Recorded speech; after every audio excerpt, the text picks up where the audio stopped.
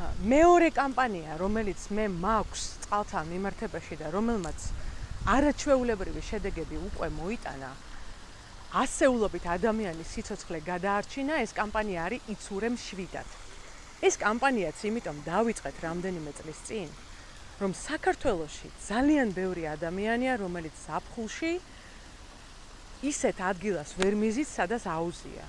ის იმ ფენას მიეკუთვნება, რომელიც არ ფლობს არც აუზს და არც აუზში სიარულის ასეულობით ლარი არ აქვს. ამაზე ცალკე სიუჟეტი მქონდა, როგორი ხელმისაწვდომი უნდა იყოს აუზები და რამდენად ძვილია თუნდაც საჯარო აუზები ევროპასთან მიმართებაში. ასეულობით ლარი ღირს იქ წევრობა. საქართველოს მოქალაქეების უმეტესობას ზაფხულში ამის საშუალება არ აქვს და ისინი სარგებლობენ იმ წყლით, ტბებით, მდინარეებით, რომელიც არის გარშემო, ჩანჩქერებით. ამ პირობებში, იმიტომ რომ ქართული ოცნება წლების განმავლობაში არაფერს არ აკეთებს, რომ უზრუნველყოს ამ ხალხის ამ ადგილების უსაფრთხოება, ყოველ წელს დაახლოებით 30 ადამიანი იღუპებოდა ამას ხას უსმევ სწორედ ასეთ ადგილებში. ელემენტარული ვალდებულებაა და ეს ევროკავშირის ვალდებულებაც იყო, რომელიც შესასრულებელი ქონდა ქართულ ოცნებას რამე რო ადარდებდეს საერთოდ.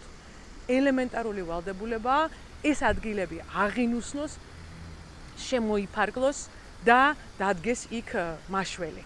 თუმცა არაფერი ამ მიმართულებით აქამდე არ მომხდარა, თუ არ ჩავთვლით ერთ ადგილს, თბილისის ზღვის ჩანჩქერს, სადაც ჩვენს პატრიოტ თანამოქალაქეს ალეკო ცქიტაშვილს სასარჩელზე დაჭირდა, რომ ღობე დაეყენებინა.